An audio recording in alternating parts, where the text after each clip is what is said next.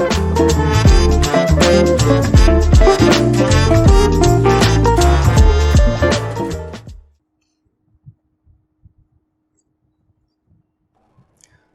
hello Bhavisha ma'am. First of all, thank you so much for being here, being on shift. So, हमारा discussion हुआ था, बहुत सारे youth का जो क्वेश्चन था मैंने भी डिस्कस किया था लोगों से कि किस चीज़ के बारे में बातें होनी चाहिए। तो सबसे ज़्यादा जो टॉपिक निकल के आया वो ये आया कि how to choose a career. इसके ऊपर लाखों वीडियोस हैं, बहुत लोग अपने व्यूज़ देते हैं, स्टिल पीपल आर कन्फ्यूज्ड।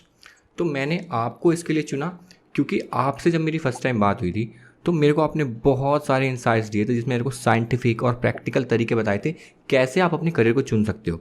आज तक हम सुनते आए हैं कैसे हम लोगों से सुन के, कोई कह देता है सोशल मैनिपुलेशन से हम करियर चूज़ कर लेते हैं, बट आपने मेरे को जो टेक्निक्स बताई थी वो साइंटिफिक वेज जिनसे पता चलता है हमें क्या करना चाहिए। तो इसलिए मैंने आपको चुना। मुझे नहीं लगता आपसे बेहतर कोई इंसान होगा इस टॉपिक पे बात करने के लिए। आपने कई लोगों को हेल्प करा है। तो फर्स्ट सबसे पहले मैं चाहूँगा आप अपना इंट्रोडक्शन दें अपने तरीके से।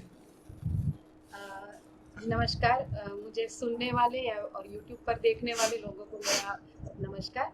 मैं भाविशा शाह, मैं सर्टिफाइड हिप्नोथेरापिस्ट हूँ कैलिफोर्निया यूनिवर्सिटी से, और 2013 से मैं DMIT एक्सपर्ट के तौर पे और पिछले कुछ 4-5 सालों से गर्भ संस्कार कोच के तौर पे काम कर रही हूँ। और 2013 से मैंने बहुत सारे स्टूडेंट्स के साथ जो काम किया है, वहाँ पर मैंने देखा कि ज़्यादातर स्टूडेंट्स जो है वो अपनी करियर को लेकर बहुत ही ज़्यादा कंफ्यूज है। और ज़्यादातर लोग जो है वो क्या करते हैं, भेड़ चाल चलते हैं। मतलब जो ज़्यादा लोग जहाँ पे जा रहे हैं वो लोग वहाँ जाने का सोच रहे हैं और चले भी जाते हैं। और कभी कभी पीयर प्रेशर रहता है या फिर इन्फ्लुएंस रहता है कि मेरा बेस्ट फ्रेंड साइंस में जा रहा है इसीलिए मैं साइंस में जाऊँ, या फिर टीचर बोल रही है या फिर पेरेंट्स बोल रहे हैं कि नहीं बेटा आपको तो यही करना है। कभी कभी क्या होता है सागर जी कि कुछ फैमिली में समझो कि सब डॉक्टर्स है और उनका क्लिनिक भी है या फिर हॉस्पिटल है, तो वहाँ पर पेरेंट्स जो होते हैं उनका ये मानना रहता है कि हम डॉक्टर हैं, हमने इतना सारा मेहनत करके इन्वेस्ट करके इतना बड़ा हॉस्पिटल खड़ा किया है, तो हमारा बच्चा भी अगर डॉक्टर बन जाए तो फिर वो ठीक रहेगा, ये सोच लेते हैं वो।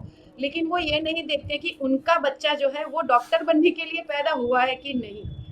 तो ये सारी चीज़ें जो है उसमें हेल्प करती है। एक बहुत ही वर्ल्ड वाइड प्रूवन एक टेक्निक है, थ्योरी है, जहाँ पर बहुत सारे न्यूरो साइंटिस्ट ने काम किया है, जिसे कहते हैं DMIT, और उसका फुल फॉर्म है डर्मेटोग्लाइफिक्स मल्टीपल इंटेलिजेंस टेस्ट। तो ये जो टेस्ट है उसमें जो मल्टीपल इंटेलिजेंस वर्ड है वो तो आपने सुना होगा, बहुत से लोगों ने सुना होगा, लेकिन उसमें एक और वर्ड है डर्मेटोग्लाइफिक्स। ये वर्ड बहुत लोगों के लिए नया होगा, क्योंकि ये जो साइंस है, ये जो थ्योरी है, उसमें फिंगरप्रिंट स्कैन किया जाता है और उसका माइक्रो लेवल पर एनालिसिस करके माइंड का जो रिपोर्ट है वो जनरेट किया जाता है।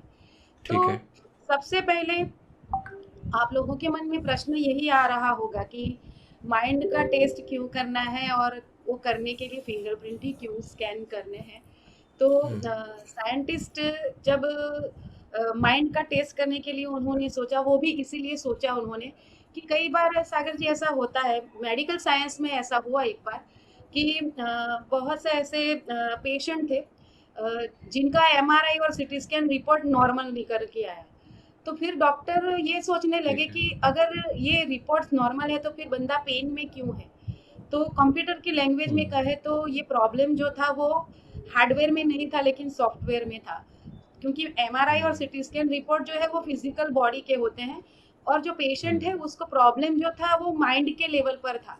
तो इसीलिए साइंटिस्ट ने सोचा कि चलो माइंड का रिपोर्ट करते हैं, और उसके लिए वो डेप्थ में चले गए। तो वहाँ पर उन्होंने देखा कि माइंड हमारा बनता कहाँ है। तो बच्चा जब माँ के गर्भ में होता है तभी बच्चे का माइंड बन जाता है। तब उन्होंने वो ऑब्जर्व किया कि प्रेगनेंसी के 9 मंथ में स्पेसिफिकली 13 to 21 वीक का जो प्रेगनेंसी का पीरियड होता है, वहाँ पर मेनली 2 बॉडी पार्ट्स जो है वो डेवलप हो रहे थे। वहाँ पर वो थे हमारे ब्रेन लोब्स और हमारे ये उंगलियों के 10 जो फिंगर्स है वो। तो वहाँ पे उन्होंने ये ऑब्जर्व किया कि जैसे जैसे जो 10 ब्रेन लोब्स हैं हमारे वो डेवलप हो रहे थे, उस प्रकार से जो पैटर्न्स है वो हमारी जो फिंगरप्रिंट टिप्स है उसके ऊपर वहाँ पर वो डेवलप हो रहे थे।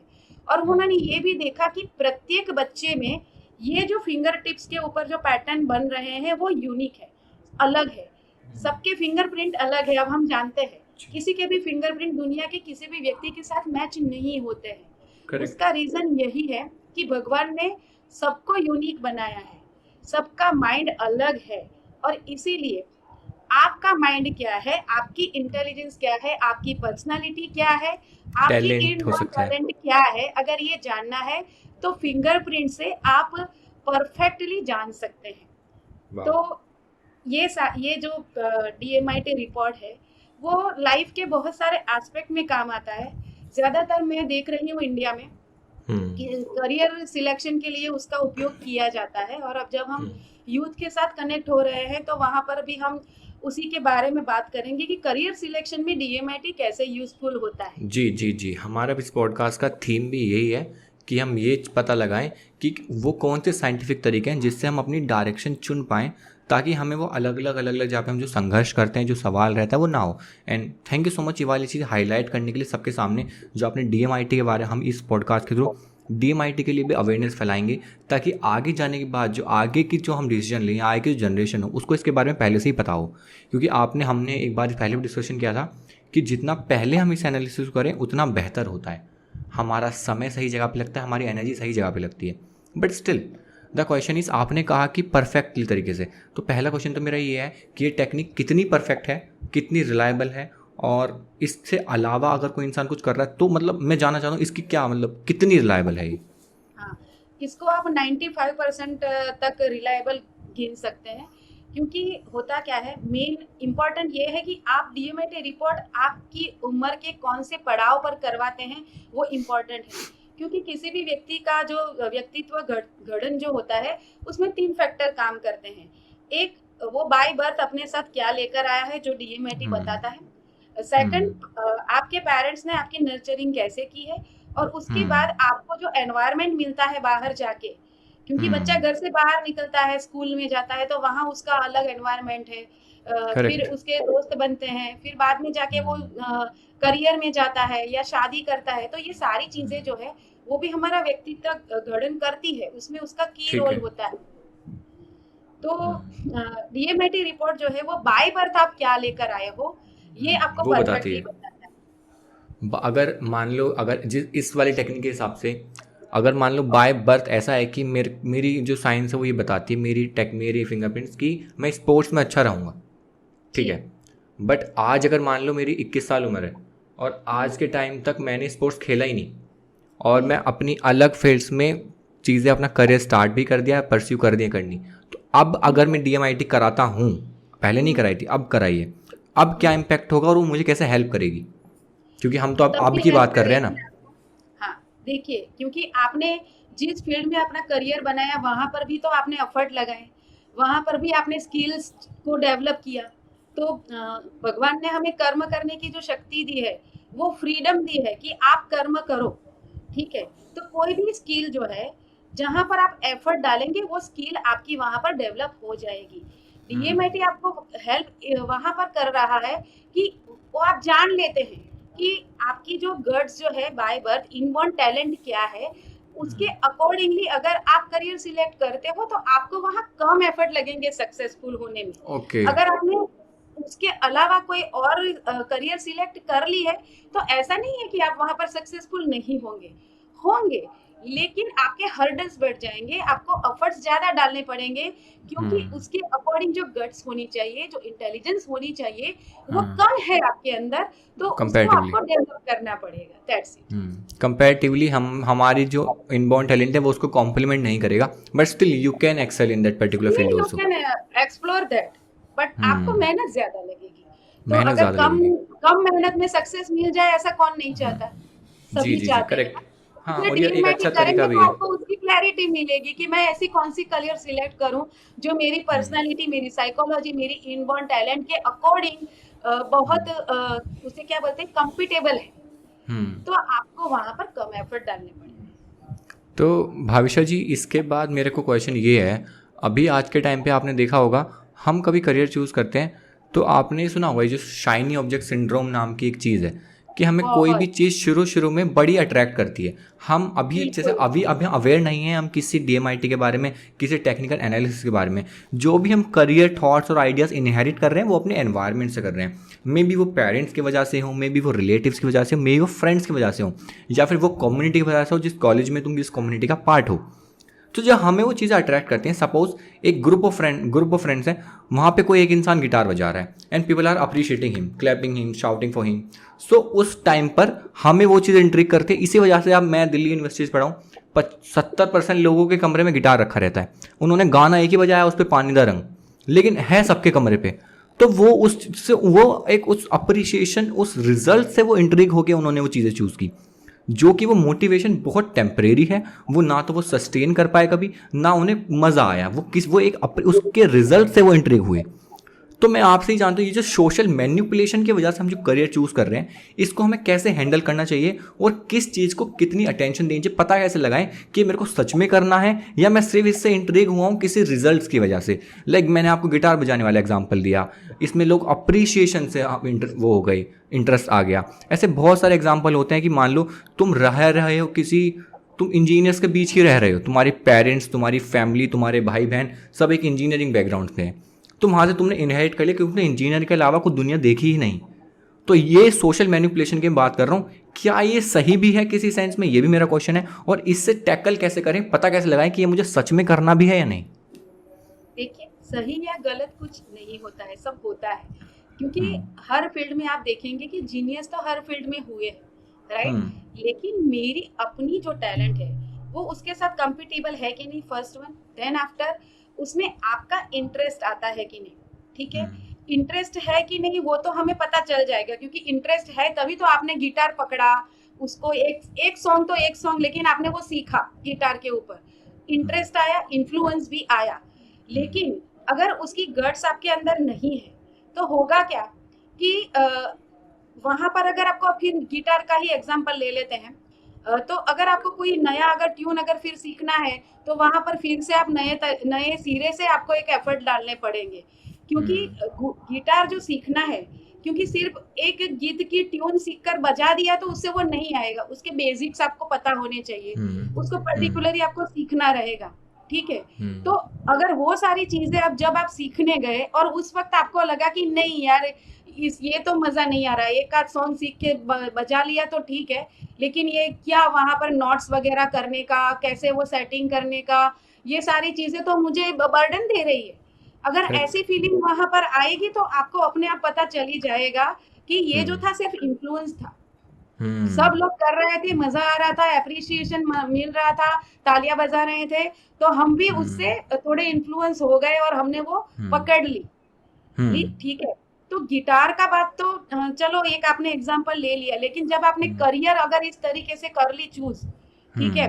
मैं हर टाइम वो 3 इडियट का एग्जांपल इसलिए ही देती हूँ। Yes please. वहां पर वो रेंचो जो वो करीना कपूर की जिसके वो शादी होने वाली थी, उसका जो फियांसे था, ठीक है, उसके लिए क्या बोला, अगर अमेरिका जाके बैंक में नौकरी करनी थी तो इंजीनियरिंग काहे के लिए किया, ठीक है। तो इंजीनियरिंग करते टाइम शायद उसे पता नहीं था कि आगे जाके इंजीनियरिंग में वो अपनी करियर नहीं बना पाएगा। तो पढ़ तो लिया उसने, लेकिन बाद में जब वर्क फील्ड में गए तो वहां पर शायद उसको मजा नहीं आया, क्योंकि अभी भी इंडियन जो एजुकेशन सिस्टम है वहां पर अभी भी इतना प्रैक्टिकल नॉलेज नहीं दिया जाता है, थियोरेटिकल नॉलेज दिया जाता है। कुछ कुछ फील्ड है इंजीनियरिंग में भी जहां पर थोड़ा प्रैक्टिकल नॉलेज दिया जाता है, लेकिन जितना वर्क एक्सपीरियंस आपको एक्चुअल जॉब करेंगे तब मिलता है, वो जब पढ़ते हैं तब तो नहीं मिलता। और नहीं, वो एक्सपोजर नहीं मिल पाता, वो एक्सपोजर नहीं मिलेगा आपको। और देखिए जिस चीज में आपको एक्सपोजर नहीं मिलता है, जो काम करने में आपको मजा नहीं आता है, तो वहां पर आप अपने चाहकर भी 100% नहीं दे पाते हैं। और सक्सेस का एक ही मंत्र है, जिस चीज में आप सक्सेसफुल होना चाहते हैं वहां पर आपको अपने 100% देने पड़ेंगे। और हम अपने 100% किस में देते हैं, जिसमें हमें मजा आता है, ठीक है, जिसमें हमारी गट्स है। तो DMIT रिपोर्ट आपको हेल्प करता है कि आपकी गट्स बाय बर्थ किस में है वो जान लो आप। कई बार ऐसा होता है कि आपको कॉन्शियसली पता नहीं होता है कि उसके अंदर मेरी गट्स है, ठीक है। जो हमारे बॉलीवुड में जो प्रसून जोशी है, ये थ्री इडियट मूवी के जो म्यूजिक कंपोजर है, उनकी ही स्टोरी डीएमआईटी में मैं बताती हूँ। प्रसून जोशी जी। वो मेडिकल डॉक्टर है सर, ठीक है, लेकिन उनको डॉक्टरी करने में मजा नहीं आता था क्योंकि उनके पेरेंट भी डॉक्टर थे, तो बच्चे को भी डॉक्टर बना दिया, ठीक है। फिर उन्होंने अपने फादर के पास एक प्रपोजल रखा कि मुझे 3 साल दे दीजिए, अगर मैं फिल्म इंडस्ट्री में एज म्यूजिक कंपोजर सक्सेसफुल नहीं हुआ तो बाद में आके मैं आपकी हॉस्पिटल संभाल लूंगा, तब तक आप कोई मेरे ऑल्टरनेटिव कोई डॉक्टर रख लीजिए, ठीक है। और प्रसून जोशी ने इतनी मेहनत की और बॉलीवुड में अपना नाम कमाया। क्यों? क्योंकि वो मेडिकल डॉक्टर थे, लेकिन कहीं ना कहीं उन्हें ये लगता था कि मैं डॉक्टर बनने के लिए पैदा नहीं हुआ है, मेरा जो पैशन है वो कहीं कुछ और है। और जब उन्हें पता चला कि म्यूजिक में मेरा पैशन है, तो उन्होंने वहां पर करियर बनाया। जी। तो ये गलती क्यों करनी है? अगर प्रसून जोशी के पेरेंट्स को पहले पता होता कि उनका बच्चा डॉक्टर बनने के लिए पैदा नहीं हुआ है, तो वो टाइम, मनी और एनर्जी जो उन्होंने वहां पर इन्वेस्ट किया, जो वेस्ट हो गया। ठीक है। तो यहाँ पे पेरेंट को भी क्लैरिटी मिलती है कि बच्चे की करियर ऐसी कौन सी सिलेक्ट करे जहां पर बच्चा सच में आगे जाके उसको वो काम करने में जॉब सेटिस्फेक्शन मिले, फुलफिलमेंट मिले। देखिए, आप कुछ भी करेंगे, पैसे तो कमा लेंगे, आपके पास सब कुछ होगा, लेकिन वो फुलफिलमेंट नहीं होगी तो आप अपने आप को हैप्पी फील नहीं करेंगे, खुश फील नहीं करेंगे। हाँ, तो फिर क्या संतुष्टि वो फील फायदा नहीं होगी। हाँ, तो फिर क्या फायदा ऐसे जीवन का जहां पर आपके पास सब कुछ है, गाड़ी बंगला, अच्छी बीवी, 2 प्यारे बच्चे, सब कुछ है। एज पर सोसाइटी आप एक सक्सेसफुल पर्सन है, लेकिन आप हाँ। अपने आप को सक्सेसफुल नहीं मानते। Yes, society look up to you कि यार तुम पे सब कुछ है, स्टिल यू आर लाइक कि अभी भी तुम सेटिस्फाइड नहीं है what ever you have with what ever you have. बिल्कुल, तो यहाँ तक कि आपके तो उदाहरण दिए जाते हैं, एग्जाम्पल की अगर बनना है तो उसके जैसा बनो, देखो ये कितना Correct. कमा रहा है, कितना हैप्पी है। वो दिखता है हैप्पी है, लेकिन वो हैप्पी है ही नहीं अंदर से। एक्चुअली है या नहीं, वो बहुत डिफरेंट चीज़ है। और ये करियर बहुत ज़्यादा मैटर इसलिए करता है। मेरा अगला क्वेश्चन इसी को लेकर है। अगर मैं सिर्फ अपनी डायरेक्टली मैं किसी और की बात नहीं करता, मैं अपनी बात करता हूँ। आज मैंने अपना जो करियर स्टार्ट किया, अब शुरुआत में जब हम डिसीजन ले, हमारे 10th के बाद से डिसीजन लेना स्टार्ट हो जाता है, ठीक है। तो ऐसा अब मुझे पता चलता है कि मुझे उस टाइम पे लगता था कि मेरे को क्लैरिटी है, अब पता चलता था वो क्लैरिटी इतनी ज़्यादा क्लैरिटी नहीं थी। हमने मान लो 10th के बाद हमने साइंस चूज़ की, साइंस के बाद हमने साइंस पढ़ी, साइंस के बाद 12th के बाद हमने कंप्यूटर साइंस पढ़ी। कंप्यूटर साइंस पढ़ने के बाद कंप्यूटर साइंस पढ़ते पढ़ते मेरे को मार्केटिंग में इंटरेस्ट आया। उसमें मैंने मार्केटिंग में अपनी चीज़ें ट्राई करी, करना शुरू करा, रिजल्ट्स भी लेके आया, चीज़ें भी की मार्केटिंग में, डिज़ाइनिंग में मेरे को इसमें इंटरेस्ट था, marketing, designing and development and all. उसके साथ साथ मेरे को ह्यूमन बिहेवियर साइकोलॉजी में इंटरेस्ट आता गया। वो इंटरेस्ट को मैंने टेस्ट करने के लिए, वही वाली बात है ना, वो नई नई चीज़ अच्छी लग सकती है, अपने इंटरेस्ट को टेस्ट करने के लिए मैंने अपना डिप्लोमा किया 1 साल का। तो मुझे जब पता चला कि हाँ, इसे करने के बाद भी अगर मेरा इंटरेस्ट टिक गया तो शायद मेरे को आगे करना है। तो अब मेरी मास्टर्स चल रही है साइकोलॉजी में। तो मेरे करियर में भी काफ़ी स्विचेस इतनी थोड़े से समय में आ चुके हैं, ठीक है। तो अब मैं फ्रैंकली आपको बताऊं, मैं ये भी नहीं कहूँगा कि सब कुछ मेरा वेस्ट गया है, क्योंकि कंप्यूटर साइंस मैंने पढ़ी है, मेरे को एक अनफेयर एडवांटेज है आगे के करियर में, जो मैं टेक्निकल पार्ट्स उसको यूज़ करता हूँ ऑन अ रेगुलर बेसिस। चाहे आज हम अभी भी कनेक्ट करते हैं, इसके आगे मैं इसको डिस्ट्रीब्यूट करता हूँ और मैं मार्केटिंग में भी चीज़ें यूज़ करता हूँ, तो मेरे को एक अनफेयर एडवांटेज मिलता है, क्योंकि जो मैंने पास में डिसीजन लिए हैं। तो आप मेरे को बताओ, ये जो मैंने करियर आगे स्विच कर रहा हूँ, और एक इसमें ये भी तरीका हो सकता है कि मैं इनको किस तरह से इंटीग्रेट करूँ, जैसे मार्केटिंग और साइकोलॉजी को इंटीग्रेट करके एक बहुत अच्छा बिजनेस भी बना सकते हो तुम, क्योंकि marketing solve out understanding your consumer behaviour, ठीक है। वो तो आपको करना ही है। देखिए, सिर्फ साइकोलॉजी में ही नहीं, किसी भी फील्ड में आप जाइए, अल्टीमेटली आप करते क्या है, आप कुछ न कुछ बेचते हैं, या तो वो फिजिकल प्रोडक्ट है या फिर आपकी सर्विसेज है। हाँ, ये थॉट्स एंड आइडियाज भी हो सकते हैं, ठीक है, थॉट्स एंड आइडियाज भी हो सकते हैं। अभी आप साइकोलॉजी फील्ड में मास्टर्स कर रहे हैं, तो आगे जाके कुछ न कुछ आपकी सर्विसेज मार्केट में आप बेचेंगे ना। करेक्ट, हो सकता है। बेचना तो पड़ेगा, बेचने के लिए आपको मार्केटिंग करना पड़ेगा। तो मार्केटिंग स्किल तो जिसके पास नहीं है, उनको तो मार्केटिंग मैनेजर हायर भी करने पड़ते हैं। तो आपके लिए तो बेनिफिशियल हो गया कि आपको मार्केटिंग मैनेजर हायर नहीं करना पड़ेगा, आप खुद उसे एक्सप्लोर कर पाएंगे। Yes yes, true true. और मैंने इसलिए मैंने क्यों चुना, क्योंकि आप मेरे को वाला एस्पेक्ट दोगे साइंटिफिक के साथ साथ आपके एक्सपीरियंस, और मैं आपके साथ बैठा हूँ तो मैं डायरेक्टली वो यूथ वाला एस्पेक्ट बता रहा हूँ। मेरे खुद के एक्सपीरियंस ऐसे रहे, मेरे को किसी भी डिसीजन का रिग्रेट नहीं है, क्योंकि मैंने फिगर आउट करी है चीज़ें कर करके। तो आप एक यूथ को क्या सजेस्ट करोगे जब वो कंफ्यूज है करियर चूज करने के लिए कि उसको क्या करना चाहिए, आप उसको क्या सजेस्ट करोगे? वो हो सकता है वो एक, इसमें दो तीन चीज़ हो सकती है। एक हो सकता है वो एक से ज़्यादा चीज़ों में अच्छा हो, एक हो सकता है वो किसी भी चीज़ में अच्छा ना हो। यही दो ही जगह पे तो कन्फ्यूजन नहीं, आती है ऐसा ना। नहीं हो सकता। किसी भी नहीं, चीज में अच्छा नहीं है, ऐसा नहीं हो सकता। किसी भी चीज़ में अच्छा अलग है, नहीं से किसी मेरा को पता मतलब, नहीं। किसी भी चीज़ में अच्छा नहीं है मेरा मतलब अभी तक वो एक्सप्लोर नहीं कर पाया ऐसी हाँ, कोई चीज़ एक्सप्लोर जिसमें उसे नहीं लगे। किया। ये मेरा हाँ, पॉइंट ऑफ व्यू है। अभी तक उसको बिल्कुल। कॉलेज में, उसने कॉलेज में पढ़ाई करी है और उसको पसंद नहीं आई, उसके अलावा उन्होंने जी, एक्सप्लोर नहीं करा, उसको लगता है कि मेरे को अभी कुछ नहीं आता। एक हाँ, दूसरा इंसान है जिसको लगता है मैं एक से ज़्यादा चीज़ों में अच्छा हूँ। जी, तो ये दोनों डिलेमा, ये दोनों कन्फ्यूजन वाला कोई एक यूथ है, 21 से हाँ। 22 साल उसकी उम्र है, आप उसको क्या एडवाइस दोगे कि उसको अब आगे क्या एक्शंस लेने चाहिए? दोनों ही डायलेमा वालों को डीएमएटी हेल्पफुल हो सकता है। देखिए, मैं एक प्रैक्टिकल आपको ये एडवाइस दूंगी। मैं हमेशा ये कहती हूँ कि डीएमएटी से अगर ऐसी कोई निकल कर आती है कि कोई ऐसी करियर कि आगे 15 साल में उसकी मार्केट में डिमांड नहीं रहने वाली है, तो मैं उसको बिल्कुल भी सजेस्ट नहीं करूंगी।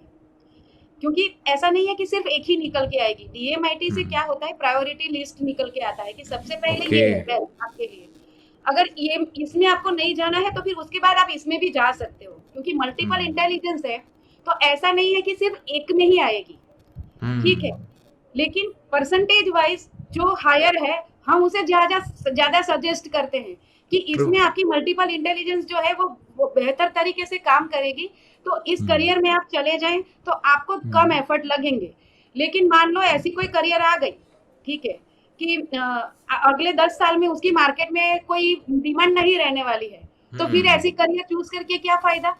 सही बात है। इसीलिए मैं क्या करती हूँ, अगर मल्टीपल उनको टैलेंट है तो उनको वो टैलेंट में जान, वो करियर चूज करने के लिए कहती हूँ मैं कि जिसका आगे बहुत स्कोप है। अब इंटरनेट है तो बहुत आसान हो गया है उस चीज को पता करना कि आने वाले 10 सालों में किस चीज की डिमांड रहने वाली है मार्केट में। करेक्ट तो करेक्ट वो करेक्ट। आप आरएनडी करो, उसके साथ अपनी साइकोलॉजी और अपनी पर्सनालिटी से रिलेटेड जो भी डीएमआईटी में आपके निकल के आए हैं करियर्स, उसको वहां पे जाके आप देखो कि कहाँ पे वो मैच कर रहा है। ज्यादातर केसेस में जब मेरा काउंसलिंग होता है तो मैं खुद ही वो करके दे देती हूँ। ओके। मैं ही बोल देती हूँ उनको कि आप इस करियर में जाइए, क्योंकि मुझे ऐसा लगता है कि आने वाले 10 साल में इसमें बहुत डिमांड रहने वाली है। क्योंकि डिमांड है तो ही आप सर्विस दे पाएंगे या फिर वो फिजिकल प्रोडक्ट बेच पाएंगे, और तभी आप वहां से मनी जनरेट कर पाएंगे। और देखिए, true. Money is the biggest motivation. हर चीज के लिए पैसा चाहिए, मॉनिटरी, यस ठीक करेक्ट। है। और वैसे भी एग्री। समाज में एक क्राइटेरिया यही है सक्सेस का, आप अर्निंग कैपेबिलिटी कितनी है आपकी, उसके ऊपर से ही आप आपकी आपकी सक्सेस को मेजर जज करके किया देखा जाता है। जाता है। आप कौन सी घड़ी पहन रही हैं, आपके पास कौन सी कार है, आप कितने बीएचके के बंगलों में रहते हो या अपार्टमेंट में रहते हो, उससे मेजर करती है सोसाइटी। लेकिन मैं उस चीज को सक्सेस का एक पार्ट गिनती हूँ।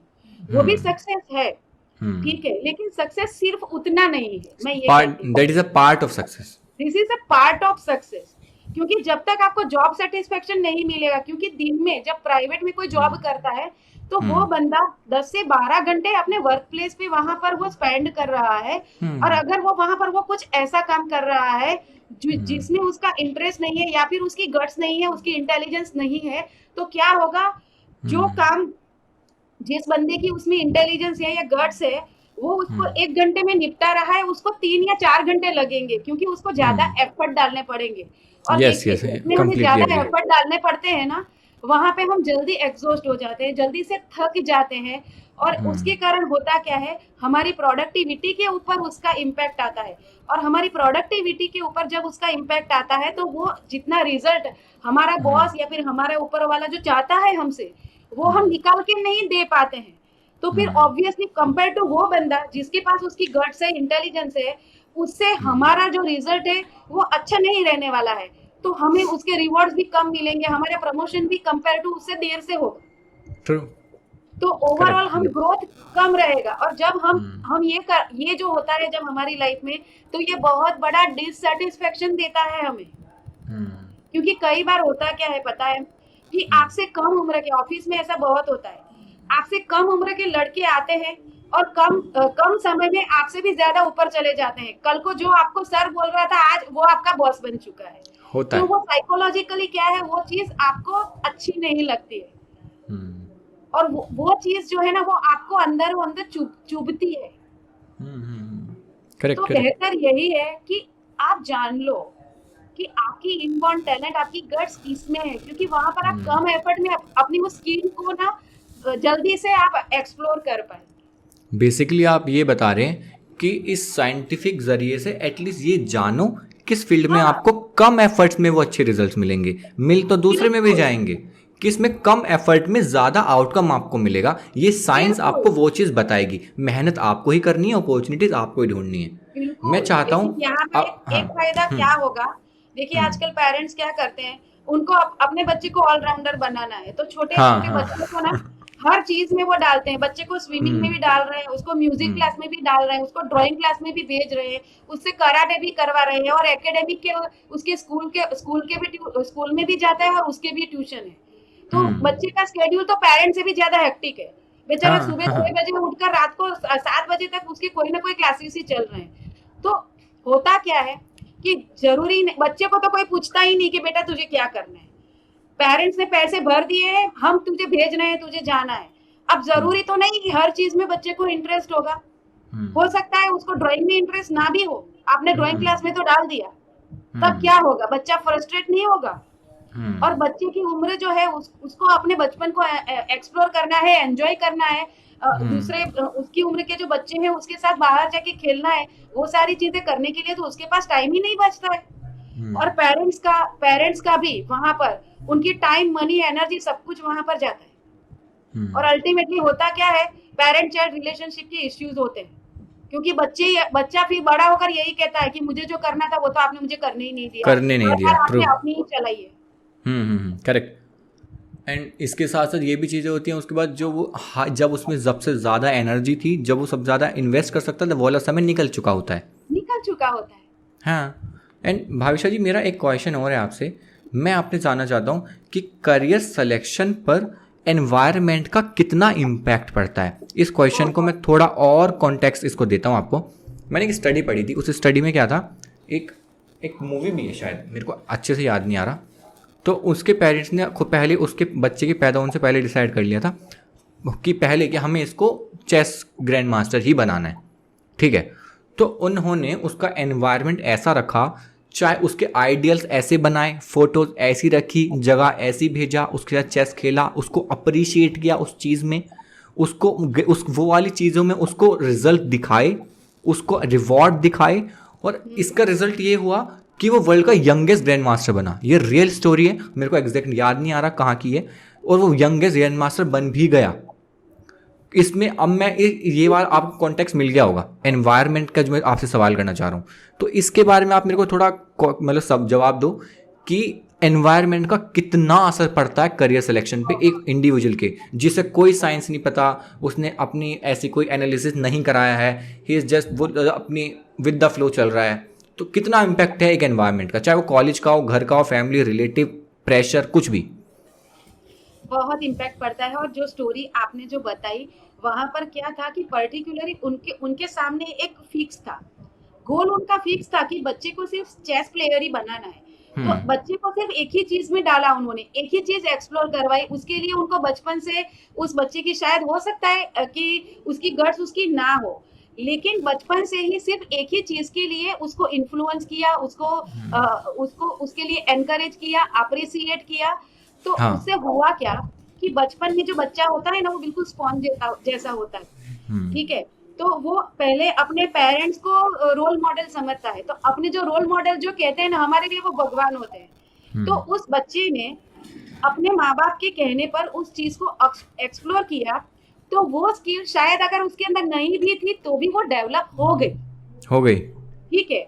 यहाँ पर यूथ में ज्यादातर होता क्या है कि मल्टीपल चीजें एनवायरनमेंट से उनको मिलती है, जो अभी हम्म आप वो शाइनी शाइनी वाला जो बता रहे थे ना, शाइनी ऑब्जेक्ट सिंड्रोम, यस। हाँ, शाइनी ऑब्जेक्ट सिंड्रोम, उससे लोग बहुत इन्फ्लुएंस हो रहे हैं। और वहां पर सिर्फ एक चीज नहीं है, मल्टीपल हम्म चीजें।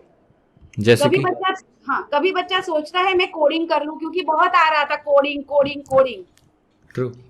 मैंने बीच में देखा था सिर्फ 2 साल के बच्चे के लिए कोडिंग क्लास है। अरे 2 साल के बच्चे को कोडिंग सिखाकर अभी से क्या करना है आपको? सॉरी।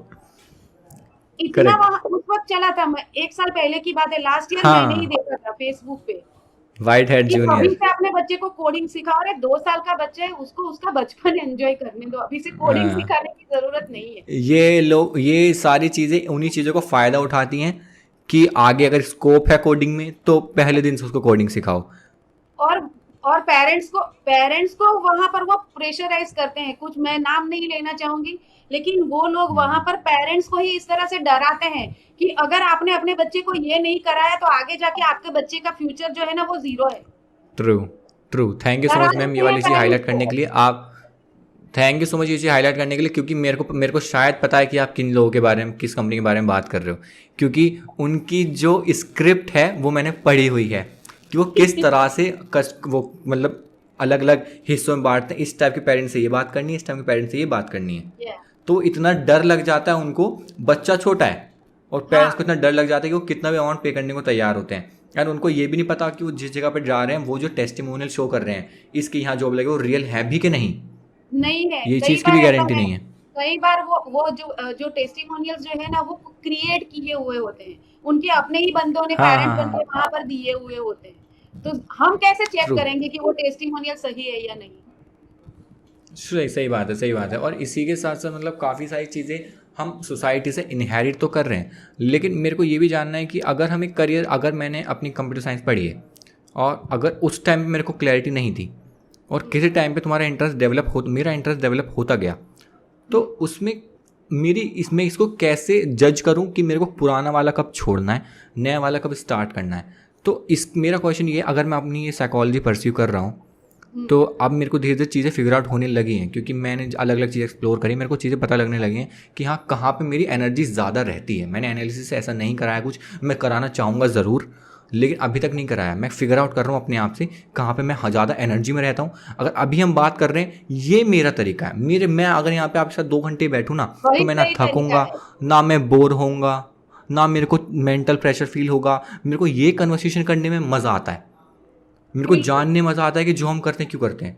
तो मेरे को ये चीज़ फिट हो रही है, वो फिगर आउट कर रहा हूँ मैं धीरे धीरे।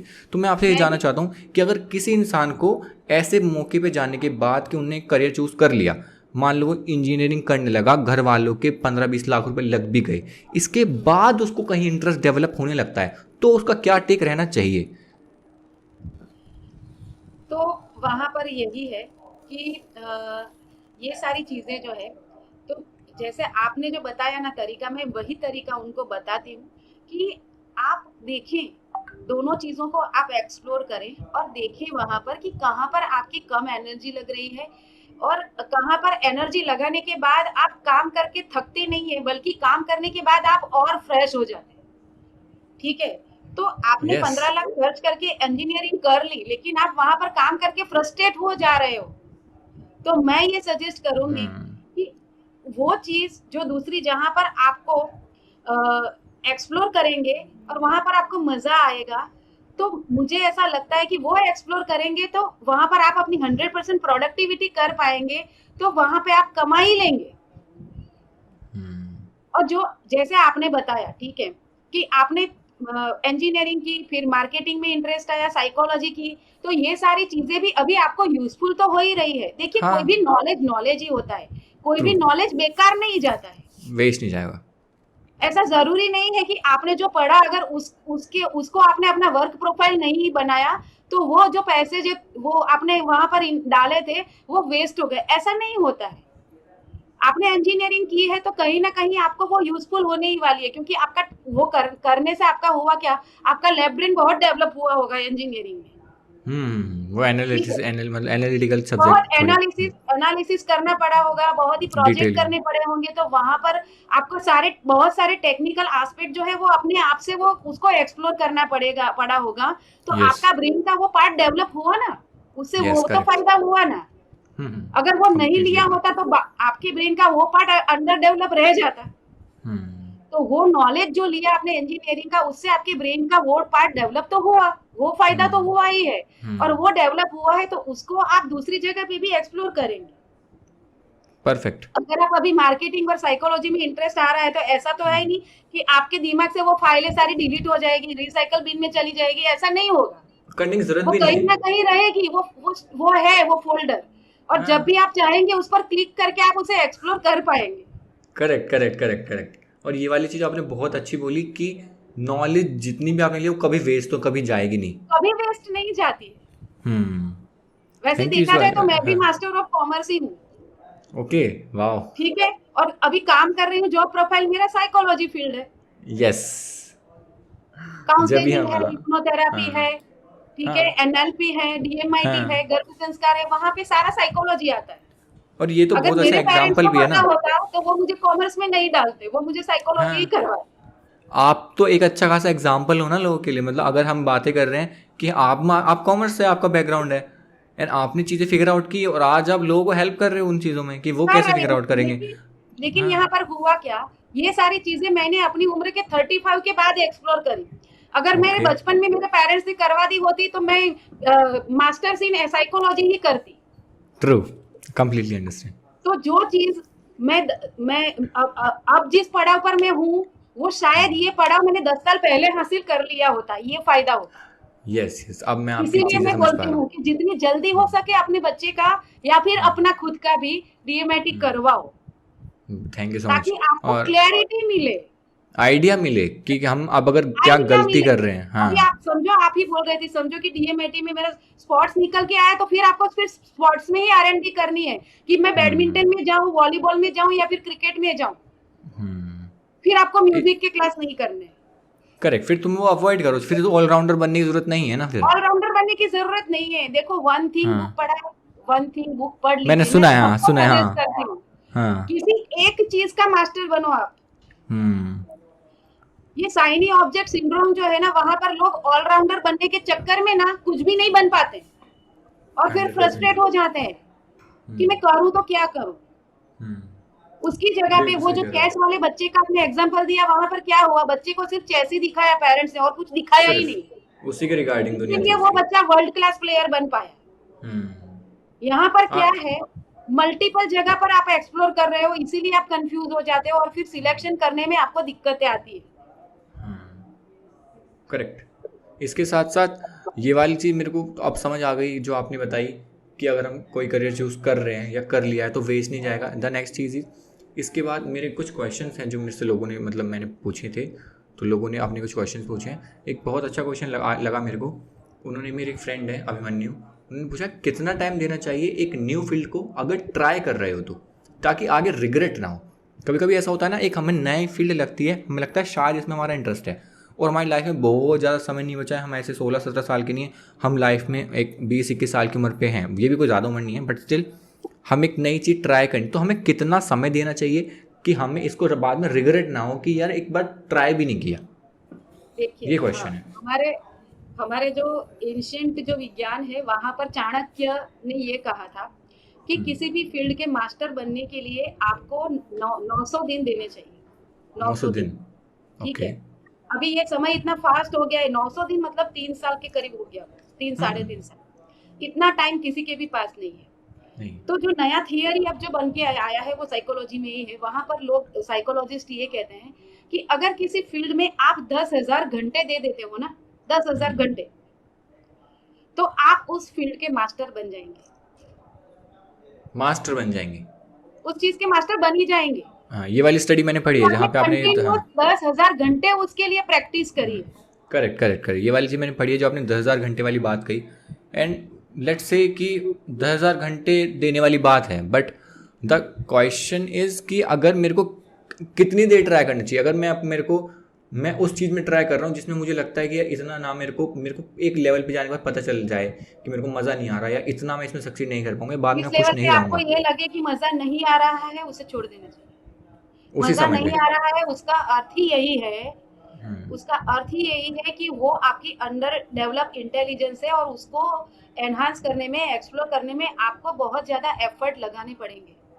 ठीक है। तो करेक्ट। आपके पास अगर ऐसा कोई दूसरा ऐसा ऑल्टरनेटिव है कि जहां पर आप कम एफर्ट में वहां पर आप एंजॉय करते हुए कुछ नया एक्सप्लोर कर पा रहे हो, जहां पर आप कुछ नया प्रोडक्टिव बना पा रहे हो और जिसकी मार्केट में डिमांड भी है, जिसे आप मार्केट में बेच सकते हो, उसमें आप अपना करियर बनाओ।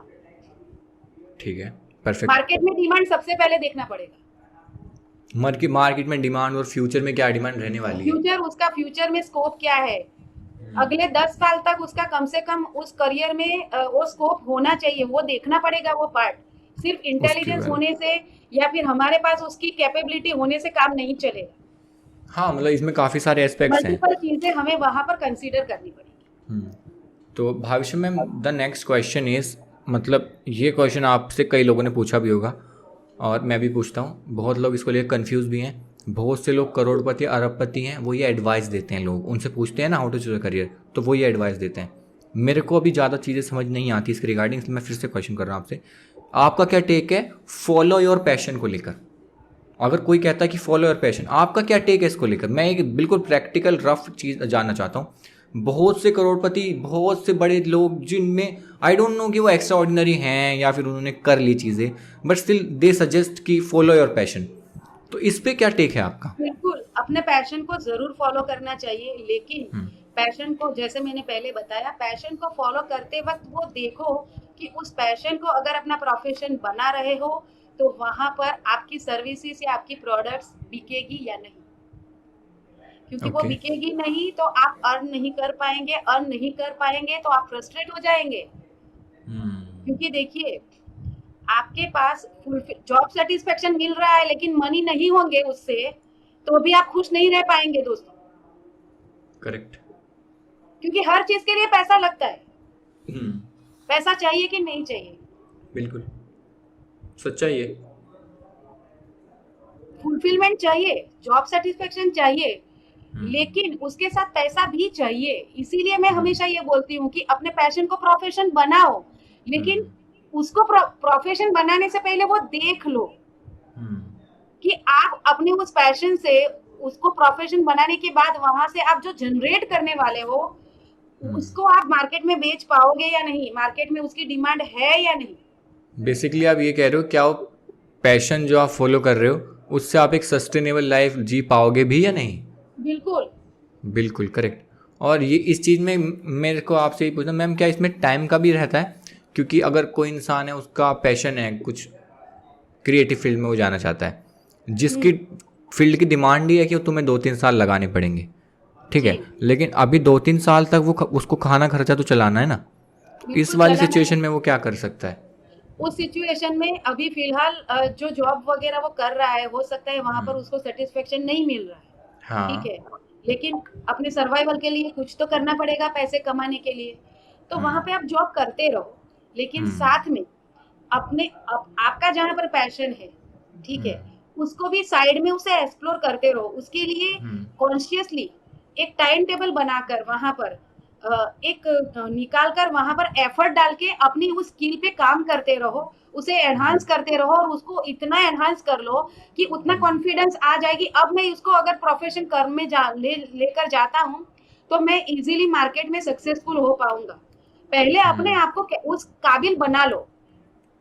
सीधा ही अपनी जो अभी करंट जॉब है वहां जहां से सेटिस्फेक्शन नहीं मिल रहा है उसको छोड़ के सीधा वहां पे कूद मत जाओ। करेक्ट, ये काफी प्रैक्टिकल तरीका बताया आपने। नहीं तो फिर होगा क्या कि आप जो काम कर रहे हो क्रिएटिविटी वाला, देखो पेट भरा होगा ना तो ही क्रिएटिविटी क्वेश्चन काम करेगा। देखिए मैं हमेशा प्रैक्टिकल बातें करती हूँ। हाँ, वो मेरे को पता है, बहुत जरूरी है। कभी भी मैं गलत सलाह नहीं देती हूँ। पहले पेट भरा होना चाहिए। अगर भूख लगी है आपको और मैं बोलूं कि एक मेरे लिए ना सोशल मीडिया मार्केटिंग, मैं आप मेरे मार्केटिंग मैनेजर हो, मेरे लिए अभी देखो आज ही है वो गुरु नानक जयंती, उसका एक पोस्ट बनाओ। आप भूखे हो, मैंने आपको सैलरी नहीं दिया है, आप बना पाओगे? करेक्ट। और बनाओगे तो कैसा बनाओगे? जबरदस्ती वाला, मतलब काम चलाओ। जबरदस्ती वाला काम होगा। किसी का कॉपी पेस्ट करके सिर्फ मेरा लोगो चेंज करके दे दिया, मैं कहाँ देखने जाऊंगी? मेरे पास तो टाइम ही नहीं है, तभी तो आपको हायर किया है। ट्रू। तो मैम इसी के साथ मेरे पास दो क्वेश्चन। हाँ, लेकिन उसकी जगह पे अगर आप फुल्ली सेटिस्फाइड है, आपको भले ही वो काम करने में मजा नहीं आ रहा है लेकिन आपको सामने मनी मिल रहे हैं उतने, जिसके कारण आप अपने बीवी बच्चों को ठीक से पाल रहे हो, एक अच्छा खासा घर गाड़ी कर रहे हो। जॉब सेटिस्फेक्शन नहीं है वो मानती हूँ, लेकिन आप कंफर्टेबल लाइफ तो जी रहे हो ना। और भविष्य एक में उसी के कंफर्टेबल साथ लाइफ साथ जी रहे हो तभी अभी आपको इसीलिए आ रहा है भाई। कंफर्टेबल लाइफ जी रहे हो ना तभी वो आ रहा है कि फुलफिलमेंट नहीं है।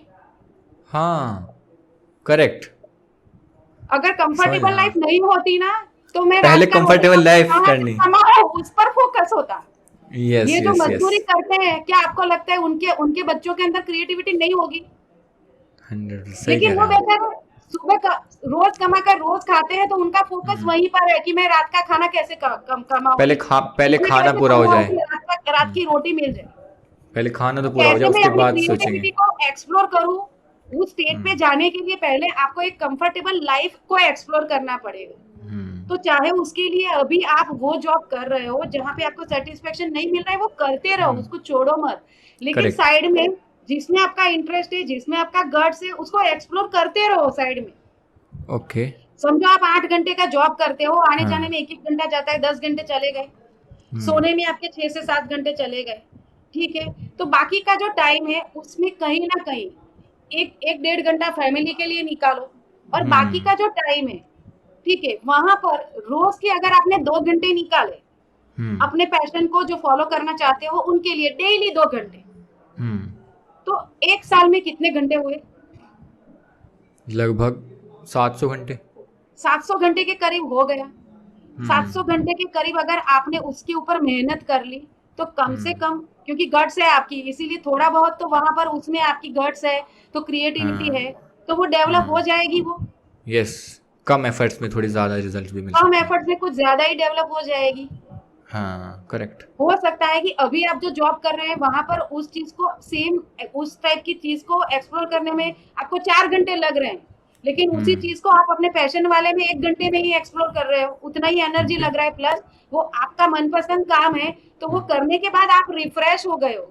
ऐसा नहीं है कि बिल्कुल आठ सही घंटा जॉब भी किया उसके बाद मैंने 2 घंटा ये काम किया तो मैं थक गया, ऐसा नहीं। वो करने के बाद आप रिफ्रेश हो गए।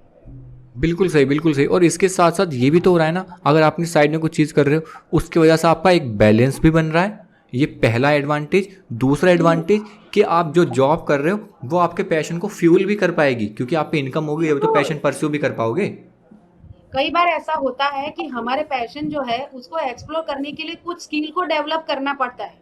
उस स्किल को डेवलप करने के लिए पर्टिकुलर उस चीज के जो मास्टर्स है उसके हमें कोर्सेज वगैरह लेने पड़ेंगे, तो वहां पर भी हाँ पैसे लगेंगे। सही बात है तो पैसे तो चाहिए ना। हम्म बिल्कुल सही बात है ये तो आपने बहुत अच्छी चीज़ कही कि अगर इंसान फुलफिलमेंट का सोचता है जब उसकी लाइफ कंफर्टेबल हो जाती है जब उसकी लाइफ कंफर्टेबल हो जाए।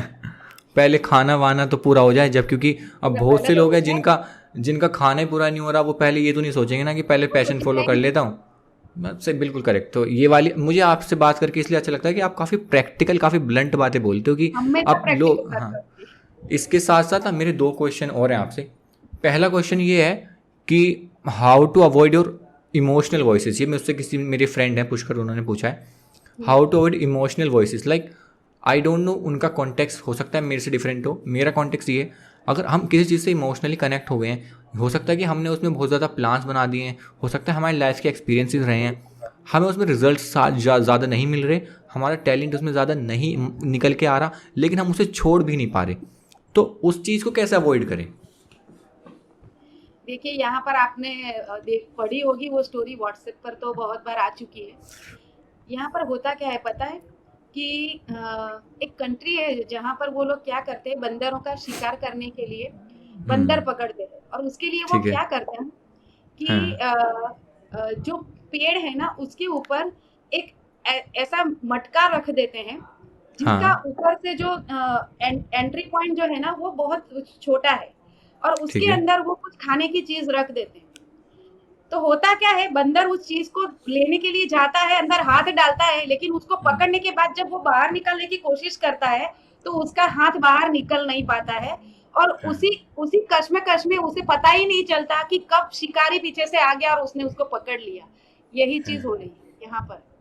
आपने जो पकड़ के रखा है आपको पता है उसको जब तक मैं छोड़ूंगा नहीं तब तक मुझे जो एक्सप्लोर करना है वो मैं नहीं कर पाऊंगा, लेकिन आप उसे छोड़ नहीं पाते। इसका सॉल्यूशन तो क्या है? अभी ये जो शाइनिंग ऑब्जेक्ट सिंड्रोम जो है, वहां पर कुछ ना कुछ आप ऐसा कर रहे हैं, और हो सकता है वहां पे आप कुछ अर्निंग्स, और वहां पे अगर कुछ अर्निंग्स आ रही है ना, तो आप उसके जल्दी नहीं छोड़ पाएंगे, क्योंकि वहां से आपको आपको पैसे आ रहे हैं, पैसे आ रहे हैं तो करेक्ट। क्यों छोड़ेंगे भला। हम्म। लेकिन आपको वो वहां पर वो देखना है कि वहां पर जो टाइम और एनर्जी डाल के जितना कमा रहे हो, वहां अगर उसको छोड़ के अगर वही टाइम और एनर्जी आपने अपने इस पैशन में डाला, तो हो सकता है शुरुआती दौर में आपको वहां से पैसे जनरेट नहीं हो, लेकिन बाद हम्म। में वहां से हैंडसम अमाउंट जनरेट होकर आता है, और मोस्ट इम्पोर्टेंट आपको सेल्फ सेटिस्फेक्शन और फुलफिलमेंट मिल के आ रहा है। और हम्म। हो सकता है आप कुछ ऐसा काम कर रहे हो जिससे लाखों लोगों का भला हो रहा है, तो ब्लेसिंग्स भी मिलेंगे हम्म। अगर करेक्ट। ऐसा कुछ कर रहे हो तो। हम्म। लेकिन उसके काफ़ी। लिए वो जो मटके के अंदर हाथ डाला है, जिसको पकड़ा है, उसको छोड़ना पड़ेगा। और हाँ। उसे कब छोड़ना है, क्योंकि कई बार ऐसा होता है, क्योंकि उसी से हमारा घर चलता है, ऐसे हम्म। हम छोड़ भी नहीं सकते।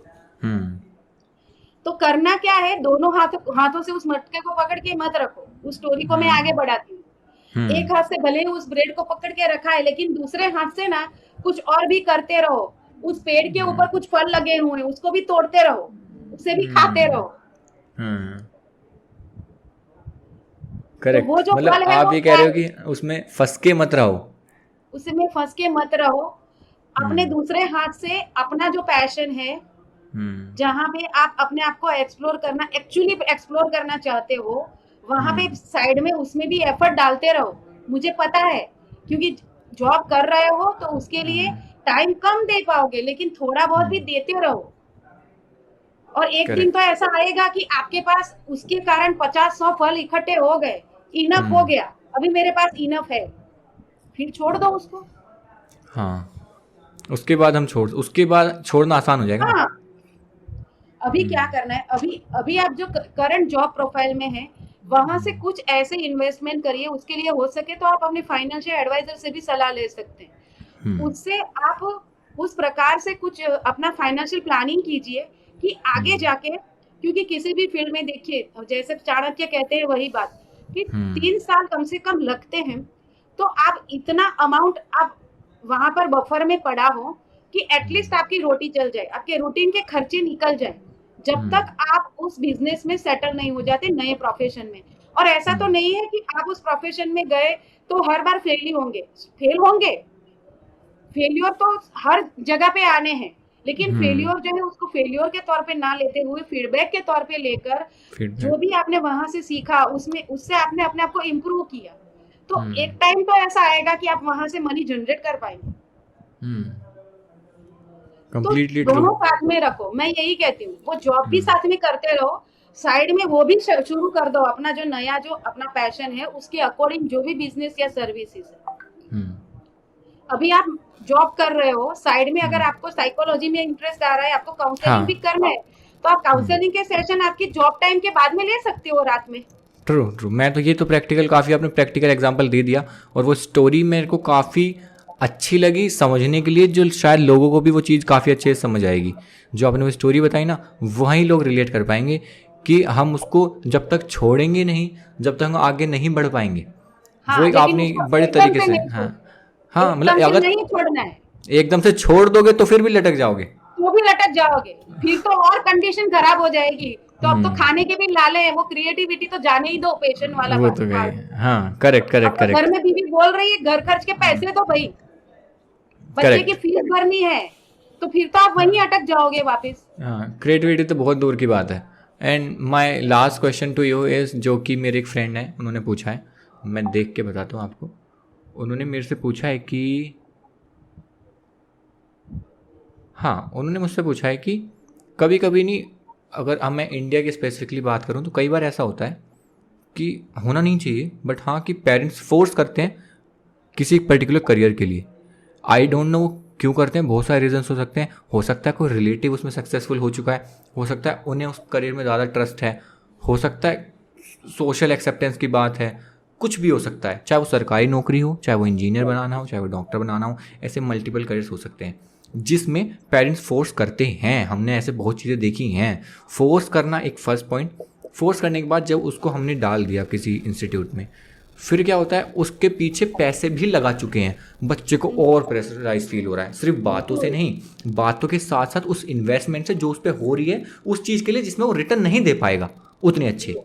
तो ये एक डिलेमा है। ये क्वेश्चन मेरे को बहुत अच्छा लगा, इसलिए मैंने इसको लास्ट के लिए रखा है। तो इस पेरेंट जो फोर्स करते हैं अलग अलग तरीक़ों से, इसके ऊपर आपका क्या टेक है और क्या सॉल्यूशन ओरिएंटेड अप्रोच रहेगी, तो ये मैं आपसे जानना चाहता हूँ, बच्चे के लिए भी पेरेंट्स के लिए भी, एक ओवरऑल। ये बिटर ट्रूथ है और सिर्फ इंडिया के लिए नहीं, पूरे वर्ल्ड के लिए है, ये मैं बता दूं। पूरे वर्ल्ड के पेरेंट्स ये करते हैं, सिर्फ इंडिया के नहीं। हम इंडिया में रहते हैं इसीलिए हमको लगता है कि सिर्फ इंडियन पेरेंट्स जो है यही ऐसा करते हैं, ऐसा नहीं है। हर जगह ये सिनारियो है। क्योंकि डीएमआईटी पूरे वर्ल्ड में चल रहा है, तो वहाँ से हमें जो मिलते हैं फीडबैक दूसरों से, तो उससे हमें पता है कि हर जगह पे है। और ज्यादातर केसेस में हमने देखा है कि पेरेंट्स जो चीज खुद एक्सप्लोर नहीं कर पाए, मान लो कि मैं डॉक्टर बनना चाहती थी लेकिन मेरे पेरेंट्स ने मुझे डॉक्टर नहीं बनने दिया, तो अब मेरे अंदर जो अधूरी ख्वाहिश जो मेरी रह गई थी, अब मैं वो मेरे बच्चे के थ्रू उसे पूरा करना चाहती हूँ कि मैं तो नहीं बन पाई लेकिन मेरे बच्चे को मैं डॉक्टर बनाऊंगी, मेरा बच्चा। तो ये कहाँ का रूल हुआ भाई? अगर मुझे डॉक्टर बनना है तो मैं अभी भी तो पढ़ सकती हूँ, मुझे कौन रोक रहा है? कई बार ऐसे पेरेंट्स आते हैं मेरे पास कि हम ये चाहते हैं। मैं चाहता हूँ कि आप ना इस चीज़ को इस तरह से आर्टिकुलेट करें कि आप जो ये एडवाइस बता रहे हैं ये पेरेंट्स के लिए है या बच्चे के लिए है, थोड़ी इस क्लैरिटी के साथ मैं चाहता हूँ ताकि सबको ये मिले क्लैरिटी। मैं पेरेंट्स को बताना चाहूंगी कि देखिए, जो चीज़ आप जरूरी नहीं कि जो ख्वाहिश है आपकी है वो आपके बच्चे की भी हो। आपका बच्चा आपसे अलग है, क्योंकि मैंने जैसे पहले बताया, हर बंदा अलग है, हर व्यक्ति अलग है, सबका माइंड अलग है, सबकी ख्वाहिशें अलग है, सबकी इंटेलिजेंस अलग है। परफेक्ट। तो जो आपकी ख्वाहिश है आप खुद पूरा करो ना, अपने बच्चे से क्यों पूरा करवा रहे हो? फर्स्ट थिंग, ठीक है। और दूसरा, एक जॉक भी आया था कि एक बच्चा था जिसके कुछ मार्क्स कम आए या फिर उसका रैंक कम आए, तो उसके पेरेंट ने उसको कंपेयर करके बताया, देख वो फलाने अंकल का बेटा, उसके 90% आए और तू देख तेरे 70 आए हैं। तुरंत उस बच्चे ने जवाब दे दिया, उसके पापा भी महीने के 5 लाख कमाते हैं, आपको देखो। फिर उसके पापा शॉक रह गए, वो बोला वो तो अलग है, तो बोला मैं भी अलग हूँ, वही तो बताना चाहता हूँ। इससे अच्छा एग्जाम्पल नहीं हो सकता। यही बताना चाहता हूँ कि मैं अलग हूँ, don't compare me to others. Correct. Parents यही करते हैं, अपने जो रिलेटिव्स हैं उनके बच्चों को देखकर वो भी चाहते हैं कि हमारे बच्चे की भी वाहवाही हो समाज में। बोलो कि देख उसका बच्चा 3 इडियट में था, वो फरहान का फादर। कपूर जी क्या सोचेंगे, कपूर साहब क्या सोचेंगे? तब फरहान ने क्या जवाब दिया था, कपूर साहब क्या सोचेंगे उससे मुझे कोई लेना देना नहीं है। क्योंकि कपूर साहब मुझे जू में लेकर नहीं गए थे, कपूर साहब ने इंजीनियरिंग में एडमिशन नहीं दिलवाया था, कपूर साहब ने मेरे कमरे में एसी नहीं लगाया। आप क्या सोचते हो ना बाबा, वो मेरे लिए मायने रखता है। तो पेरेंट्स को भी यही चाहिए कि लोग क्या सोचते हैं, आपके रिलेटिव्स के बच्चे क्या कर रहे हैं उस पर फोकस मत करिए। आप सिर्फ और सिर्फ अपने बच्चे को देखिए, उसके साथ बैठिए, उसके साथ ऐसे फ्रेंडली रिलेशन बनाइए। क्योंकि जब करियर सिलेक्शन की बात आती है तो बच्चा 15-17 साल का होता है 10th में, तो वो इनफ बड़ा होता है आपके साथ वो डिस्कस कर पाए। लेकिन ज्यादातर घरों में ऐसा एनवायरमेंट ही नहीं होता है कि बच्चा खुल के कह पाए, पूछा भी नहीं जाता। तो बचपन से ही ऐसा एनवायरनमेंट बनाना जरूरी है कि बच्चे खुल के अपने मन की बात आपके साथ शेयर कर सके। अभी पेरेंट्स, हाँ ठीक है, तो उससे होगा क्या कि बच्चा अगर खुल के बता पाया कि मैं पापा मुझे ऐसा लगता है कि मुझे ना वॉलीबॉल में जाना चाहिए, अगर वो बोल रहा है तो पेरेंट्स ऐसे शॉक हो जाते हैं, तुझे वॉलीबॉल में जाना, कौन जाता है वॉलीबॉल में? क्रिकेट का बोलेगा तो बोलेंगे वहां पर तो बहुत कंपटीशन है, बहुत कंपटीशन है। करेक्ट। वहां तेरा क्या होगा? तुम गलत कोई ना कह रहे हो, सही तो कह रहे हैं, कंपटीशन है। देखिए कंपटीशन तो हर जगह है, लेकिन अगर आपके अंदर वो गट्स है, आपको अगर ऐसा लग सकता है कि मैं वर्ल्ड क्लास प्लेयर बन सकता हूँ, तो सिर्फ उसी के ऊपर फोकस करे, बाकी सारी चीजें जो है वो मैटर करती है, मैं ऐसा नहीं कहती हूँ मैटर नहीं करती है, लेकिन उसके कारण उस बच्चे को पूरा डीमोटिवेट मत कर दीजिए। ओके, बात कीजिए फिर उसके बाद कुछ डिसाइड कीजिए, ये कह रहे हैं आप, थोपिए मत कुछ। वॉलीबॉल को मैंने एग्जांपल दिया, हो सकता है कोई ऐसा करियर भी बता सकता है जिसके बारे में कुछ भी पेरेंट्स को चीज़ हो पता सकती है। कुछ भी चीज हो सकती है। हाँ, जैसे कि कोई आजकल के टाइम पे बहुत सारी चीज़ें हाईलाइट हो रही हैं, जैसे कोई किसी इंसान को मान लो रैप करना है, उसे रैपिंग करनी है, या फिर कोई स्टोरी टेलर बनना चाहता है, पोइट्री करनी है किसी को, ये बड़े थोड़े डिफरेंट पाथ्स हैं। इन पे जाने के बाद इन लोगों को लगता है कि मतलब पेरेंट्स को ये थोड़ी क्रिएटिव फील्ड्स हैं, इनमें कंपटीशन है, ऐसा है, सक्सेस का कोई सस्टेनेबिलिटी नहीं है, इस वजह से वो मना करते हैं। एंड कई केसेस में वो कहीं ना किसी हद तक कहीं ना कहीं सही भी हैं, क्योंकि उन्होंने वो एक्सपीरियंसेस देखे हैं, इसी बेसिस पे वो मना कर रहे हैं। बट यू आर सजेस्टिंग कि थोपने से अच्छा कन्वर्सेशन करनी चाहिए, कि सच में जानो अगर वो क्रिकेट के लिए कह रहा है तो क्रिकेट में वो कैसा है, कैसा वो खेलता है, कैसी उसकी आग कैसी है, कैसा उसका एंथुजियाज्म है क्रिकेट को लेकर। देन उसको समय दो, 3 महीने, 6 महीने, 1 साल, 1.5 साल खिला के देखो कि क्या वो किस तरह से इम्प्रूव कर रहा है। यस एग्जैक्टली, उसको देखो, प्रोफेशनल कोचिंग में डालो, उसको देखो कैसा वो परफॉर्म कर रहा है, उसके बाद उससे कन्वर्सेशन रेगुलर करते रहो, एटलीस्ट टेस्ट तो करने दो उसको ये तो ना लगे मुझ पे कुछ थोपा गया है, उसको ये लगे कि हाँ मेरे को सुना गया है, जो मैं कर रहा हूँ मैंने एटलीस्ट कर लिया, मेरे को रिग्रेट नहीं होगा। Yes, 100% correct. And Bhavisha ma'am, अभी ना मेरा क्वेश्चन आधा ही हुआ, आधा क्वेश्चन का आंसर मैं आपसे और चाहता हूँ। ये सारी बातें हमारे पेरेंट्स के साथ की हैं। अब एक बच्चा जो इंजीनियरिंग कॉलेज में जा चुका है, उसकी साल की 2 लाख रुपए फीस जाती है हॉस्टल मिला के, अब क्या करे वो?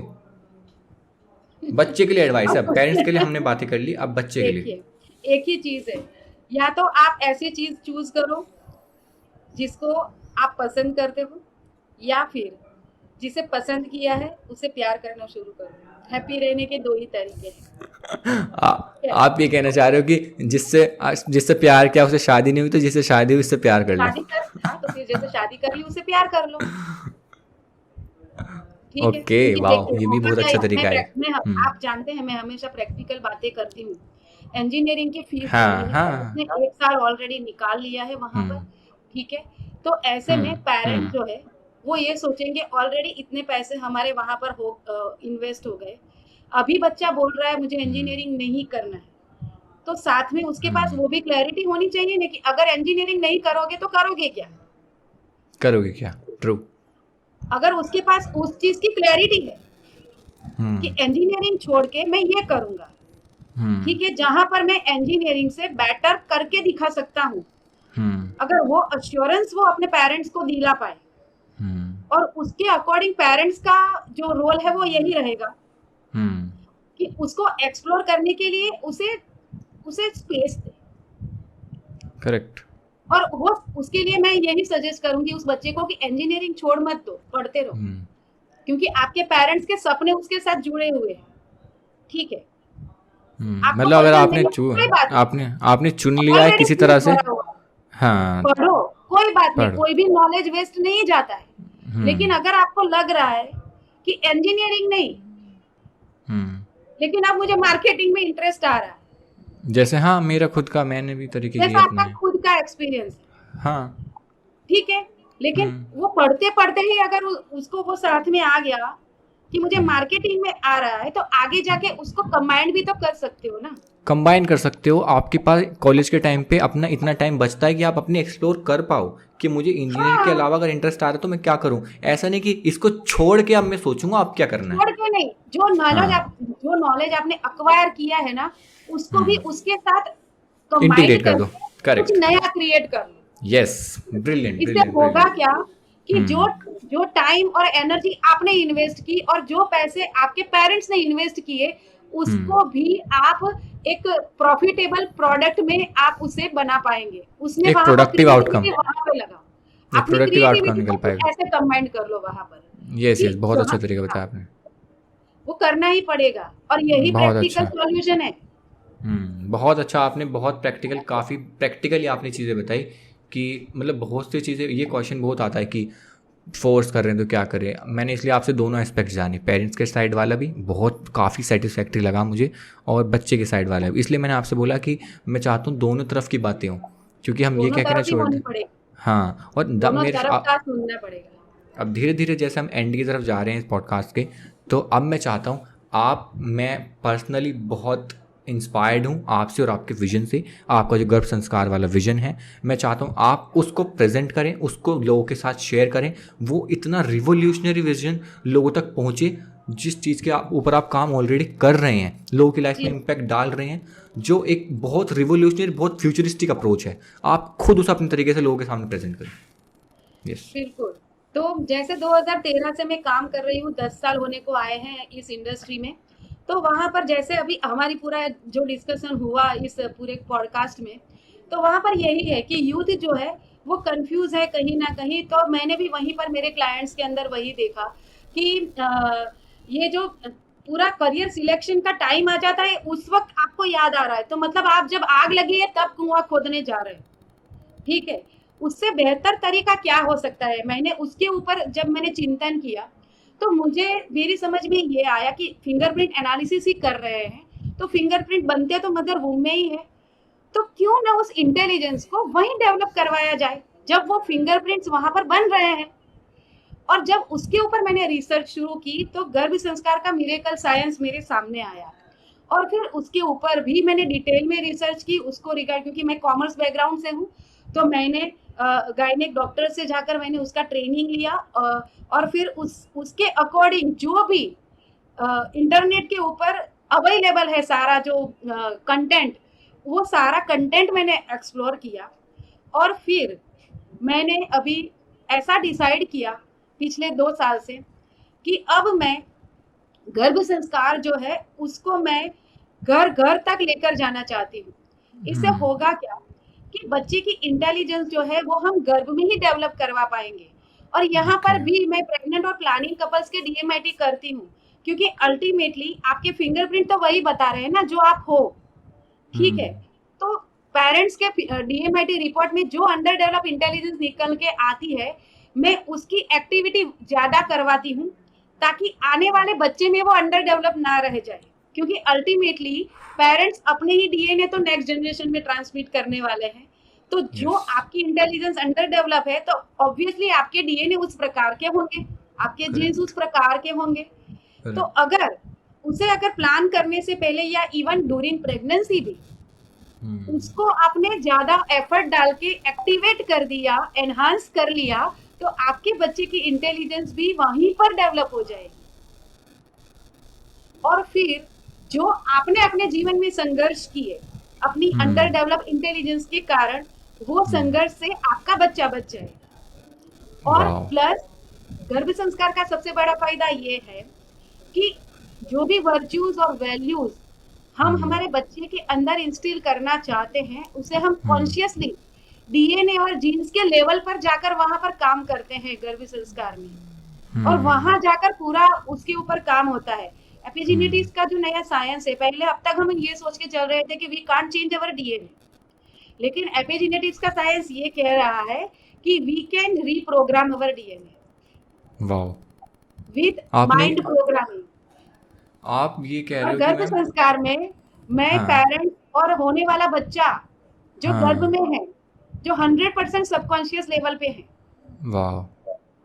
उसकी माइंड प्रोग्रामिंग इस प्रकार से करते हैं कि बच्चे के अंदर वो सारे गुण डेवलप हो जाते हैं जो पेरेंट्स चाहते हैं। प्लस कुछ कभी कभी ऐसा होता है कि जेनेटिक डिसऑर्डर की हिस्ट्री होती है किसी फैमिली में, तो वहां पर कॉन्शियसली उस चीज को हम कट करते हैं साइकोथेरेपी से, ताकि बच्चे में वो चीज़ें ना हो। ताकि बच्चे में वो जीन्स ट्रांसमिट ना हो। Wow ma'am. तो है ना अमेजिंग। और मैम ये खासकर तो वो कपल्स जो जिनके मेडिकल रिपोर्ट्स नॉर्मल है लेकिन फिर भी उनको प्रेगनेंसी कंसीव नहीं हो रही है, तो वहां पर कंप्लीटली मेंटल ब्लॉक है प्रेगनेंसी कंसीविंग को लेकर। तो मैं वहां पर साइकोथेरेपी से उनके मेंटल ब्लॉक्स जो है, एनएलपी और साइकोथेरेपी के सेशंस रहते हैं, वो ब्लॉक जैसे ही रिमूव होते हैं विद इन 3 to 4 मंथ्स वो नेचुरली कंसीव कर पाते हैं, जबकि आईवीएफ उनके 2-3 फेल हो चुके हैं। Oh wow. क्योंकि आईवीएफ करने के बाद भी जो फर्टिलाइजेशन बाहर होता है आईवीएफ में, बाद में तो वो मदर के जो गर्भाशय में हाँ उसको डालते हैं, ट्रू। उसके बाद तो मदर के थॉट्स की इम्पैक्ट आने ही वाली है वहां पर। हाँ तो अगर वहां पर कंसीविंग को लेकर ब्लॉक है तो वो आईवीएफ फेल हो जाता है, जबकि मेडिकल रिपोर्ट्स नॉर्मल रहते हैं, कंसीव नहीं कर पाते। ये साइकोलॉजिकल है ये चीज़ें। ये साइकोलॉजिकल ये प्रॉब्लम होता है वहां पर।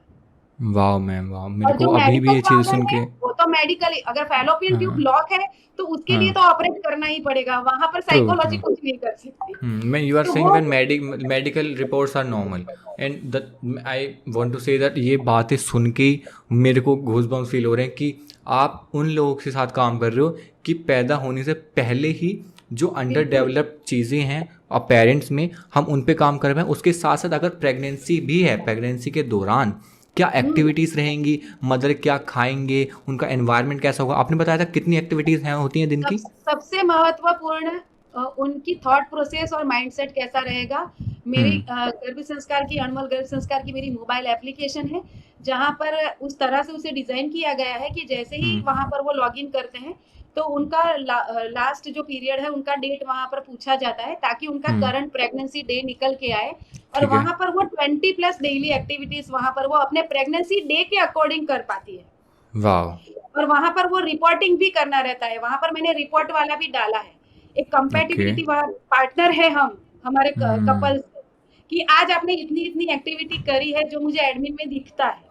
तो मेरी ओके। टीम फिर उनको पूछती है कि आज आपने ये ठीक नहीं किया, आपने आज योग प्राणायाम क्यों नहीं किए। वाह तो मैम, एक, ये अगर सच में एक ये सच में एक बहुत रिवोल्यूशनरी चीज़ को लेके आप काम कर रहे हो। मतलब कोई इंसान बिल्कुल इतना ही सोच सकता है कि पैदा होने के बाद इसका डीएमआई एनालिसिस करा लो। आप उससे एक स्टेप पीछे आ गए हो। पहले तो आप जो प्रेगनेंसी के दौरान आप हेल्प कर रहे हो, आप उससे भी एक स्टेप पीछे आ गए हो कि पेरेंट्स का डीएमआईटी करो, उसके बाद कंसीव करो। बिल्कुल तो ये तो एक बहुत, एंड मैं तो आपको थैंक यू कहना चाहूँगा इस विजन के लिए। एंड मैं चाहता हूँ कि ये चीज़ ज़्यादा से ज़्यादा लोगों तक पहुँचे, लोगों को पता चले कि आप ये चीज़ें विजन लेके आप चल रहे हो। आपने बताया मोबाइल एप्लीकेशन आपका डेवलप हो चुका है, तो जी। मैं आपकी सारी चीज़ें, सारे हैंडल्स मैं शेयर करूँगा नीचे, ताकि लोग आपके बारे में, आपके विजन के बारे में, आपके गर्भ संस्कार जो संस्था उसके बारे में और ज़्यादा एक्सप्लोर कर पाएँ और आपसे डायरेक्ट कनेक्ट होकर ज़्यादा से ज़्यादा हेल्प हो सके उनकी, वो आपसे डायरेक्ट हेल्प ले सके तो वो भी ले पाएँ, चाहे वो एक यूथ को लेकर हो या पेरेंट्स को लेकर हो। तो थैंक यू सो मच यहाँ पे आने के लिए। मैं चाहता हूँ, मुझे लगता है कि ये बहुत एक इम्पॉर्टेंट सेशन रहा मेरा, जो मैं विजन लेके चला हूँ ये शिफ्ट। मैं चाहता हूँ कि हमारा जो भी हम एक काम करें, जो भी हम कन्वर्सेशन करें, वो एक लाइफ में लोगों की शिफ्ट लाना शुरू करे। मुझे पता है कि लाइफ चेंज नहीं हो जाएगी कि इस वीडियो के बाद लाइफ एकदम शिफ्ट, एकदम बदल गया सब कुछ, वो नहीं। उससे पहले भी लोगों ने हज़ारों वीडियोस देखी, इसके बाद भी हज़ारों वीडियो देखी, मैं हर वीडियो में ये कहता हूँ अपनी। लेकिन हमारा जो विजन है, शिफ्ट एक शुरू हो, एक छोटी चीज़ से, एक छोटा डिसीजन, एक छोटा पैशन फॉलो करना, एक छोटा पेरेंट्स से डिस्कशन करना, एक छोटा अपने करियर की रेस्पेक्ट करना, एक छोटा पैसा कमाना, ये सब चीज़ें छोटी छोटी लेवल पे एक शिफ्ट शुरू हो, एटलीस्ट वो शिफ्ट हम शुरू करवा पाएँ। ये मेरा बिल्कुल विजन है। And thank you so much उस विजन में कंट्रीब्यूट करने के लिए। एंड मैं चाहूँगा इसके आगे भी हम बहुत सारे सेशन करें जो लोगों की हेल्प किसी ना किसी तरह से करें। थैंक यू सो मच, मुझे बहुत ज़्यादा अच्छा लगा आपसे बात करके। जब भी मैं आपसे बात करता हूँ मेरे को गूज़ बम्स आते हैं और मेरे को बहुत मोटिवेटेड और बहुत अच्छा फील होता है। बहुत प्रैक्टिकल बातें आप करते हो, इसी के लिए one second thank you so much. And बहुत जल्दी हम दोबारा सेशन करना चाहूँगा आपके साथ। मुझे भी आपसे बात करके बहुत अच्छा लगा मनीष जी। और आप जैसा यूथ जो इतना अवेयरनेस का काम कर रहा है, उसे देखकर मुझे सच में बहुत खुशी होती है। मैं चाहती हूँ कि आपकी जो जनरेशन है, जो यूथ है, वो आप ही की तरह सोचें, थैंक यू सो मच। ताकि थैंक यू सो मच जो मैम। कंफ्यूज्ड है आज का जो यूथ जो है, उनको कुछ हम्म, क्लैरिटी मिल पाए। और उसमें मैं अपने तरफ से जो कंट्रीब्यूट करना चाहती हूँ वो मैं करती हूँ और करती रहूँगी। तो thank you thank so you much. So much. और जो मेरे सोशल मीडिया प्लेटफॉर्म है, वहाँ पर मैं इंसिस्ट करूँगी सभी को कि सब वहाँ पर फॉलो करें मुझे। मेरी यूट्यूब चैनल प्लीज़। है, फेसबुक पेज है, इंस्टाग्राम पर भी है, सेम हम्म नाम से है, भाविशा शाह के नाम से। तो हम्म मैं सबसे रिक्वेस्ट करूँगी मुझे वहाँ पर फॉलो करें, क्योंकि ये सारे जो पाइपलाइन में है ही। अभी गर्भ संस्कार चल रहा है तो गर्भ संस्कार के दिखेंगे, लेकिन धीरे धीरे hmm toddler development, parenting, NLP, healing hmm सब आने वाला है। तो हम्म बहुत सारी चीजें नई आपको वहां पर सीखने को मिलेगी, और कोई भी नॉलेज यस, बेकार तो नहीं जाती। बिल्कुल। Thank you so much ma'am. Thank you so much Manish ji, धन्यवाद।